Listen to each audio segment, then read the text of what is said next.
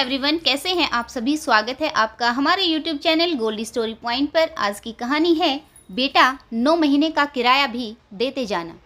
तो चलिए शुरू करते हैं आज की नई कहानी। जो भी चैनल पर नए आए हैं चैनल को लाइक, शेयर और सब्सक्राइब करना न भूलें। घंटी का बटन दबाकर ऑल का आइकन ज़रूर प्रेस करें ताकि हमारे आने वाली कहानियों की नोटिफिकेशन आप तक पहुँचती रही। तो चलिए शुरू करते हैं आज की कहानी। गीता जी ने अपने बेटे अरुण की शादी बड़ी ही धूमधाम से की। इकलौता बेटा था तो कोई कमी नहीं छोड़ी। रिश्तेदारों को दिल खोलकर मिठाइयाँ और तोहफे दिए। इतना किया कि किसी को कहने का मौका नहीं दिया। बहू भी सुशील और सुंदर मिली। पैसे वाले घर से थी तो दान दहेज भी ढेर सारा लाई थी। अब घर में किसी चीज़ की कोई कमी नहीं रही। बहू ने आकर घर की रौनक बढ़ा दी। आसपास के लोग अब कविता जी के परिवार की चमक दमक से जलने लगे थे। गीता जी हमेशा से एक सुलझी हुई महिला थी। उनका मानना था कि छोटा परिवार ही सुखी परिवार होता है, इसलिए हर चीज़ को अच्छे तरीके से समेट कर चलती थी। उनका मानना था कि इंसान मेहनत करता है तो वह ऊंचे मुकाम पर भी पहुंचता है। इंसान को अपनी ज़मीन से जुड़े रहना चाहिए क्योंकि वक्त का पहिया कभी भी घूम सकता है। गीता जी को पैसे की बर्बादी और दिखावा पसंद नहीं था। वहीं उनकी बहू अंजलि अमीर खानदान से थी। वह बहुत फिजूल खर्ची भी करती थी। गीता जी अपने पति चंदन जी के व्यापार में हाथ बटाती थी, इसलिए पैसे के लेन देन संबंधी सभी जानकारी उनके पास होती थी। परंतु बहू अंजलि अपने ही तरीके से रहना चाहती थी। उसे किसी की भी दखल अंदाजी पसंद नहीं थी। गीता जी अक्सर ही बहू को समझाती रहती कि बेटा फिजूल खर्ची मत किया करो। आज की हुई बचत भविष्य में तुम्हारे ही काम आएगी। शादी को 2 साल बीत गए। चंदन जी की तबीयत बिगड़ने लगी। गीता जी ने कारोबार का भार अपने कंधों पर ले लिया। देखते ही देखते कुछ ही दिनों बाद चंदन जी परलोक सिधार गए। गीता जी अकेली पड़ गई, परंतु वह टूटी नहीं। वह एक मजबूत महिला थी।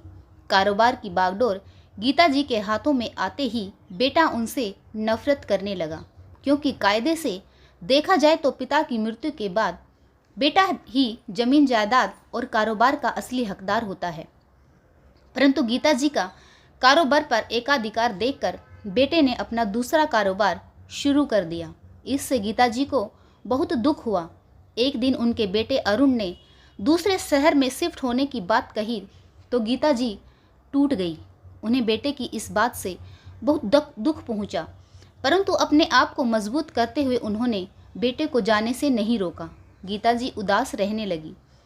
बहू ने बेटे का ऐसा दिमाग खराब किया कि उसे अपने स्वार्थ के आगे माँ का प्यार दिखाई ही नहीं दिया और वह इस उम्र में अपनी माँ को अकेली छोड़कर दूसरे शहर में जाकर रहने के लिए तैयार हो गया।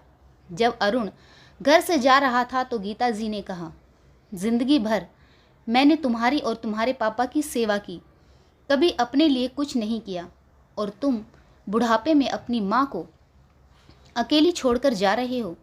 तुमने एक बार भी नहीं सोचा कि मैं अकेली इतने बड़े घर में कैसे रहूँगी और कारोबार को अकेली कैसे संभालूंगी।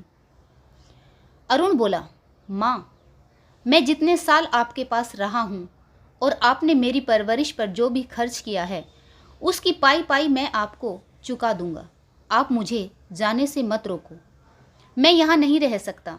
गीता जी ने रूंधे गले से कहा, वाह बेटा, एक माँ की ममता का मोल लगा दिया। इतने साल तुम्हें पाल पोस कर बड़ा किया, उसका मोल तो तुम चुका दोगे, परंतु तुम्हें मैंने 9 महीने पेट में रखा, क्या उसका किराया दे पाओगे? अपनी छाती का दूध पिलाकर तुम्हें बड़ा किया, क्या उसका कर्ज उतार पाओगे? अपने आंचल में समेटकर रात भर जाग कर तुम्हें चैन की नींद सुलाया, क्या उसका मोल लगा पाओगे? अरुण ने अपनी माँ की जब यह बातें सुनी तो उसे अपनी गलती का एहसास हुआ। उसकी आत्मा अंदर तक झकझोर गई। अब तक वह पैसे के लालच में अंधा होकर अपनी माँ की ममता को भुलाकर उन्हें छोड़कर जाना चाहता था। बुजुर्ग माँ पर उसे दया नहीं आ रही थी, परंतु अब वह माँ के कदमों में गिरकर फूट फूट कर रोने लगा और उसने माफ़ी मांगी।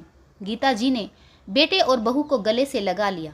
गीता जी अपना सारा कारोबार बेटे को सौंपकर भजन कीर्तन में समय बिताने लगी। गीता जी ने अपनी सेफ्टी के लिए मकान अपने नाम पर ही रखा। आशा करती हूँ आपको यह कहानी ज़रूर पसंद आई होगी। कहानी का जो भी किरदार आपको सबसे अच्छा लगा कमेंट बॉक्स में लिखकर ज़रूर बताएं। गीता जी एक साधारण महिला थी, परंतु वक्त रहते उन्होंने अपने बेटे को भी समझा दिया और अपनी गृहस्थी को बचा लिया। कहानी पढ़ने के लिए आप सभी का एक बार फिर से बहुत बहुत धन्यवाद। जय हिंद, वंदे मातरम, भारत माता की जय। जय जवान जय किसान।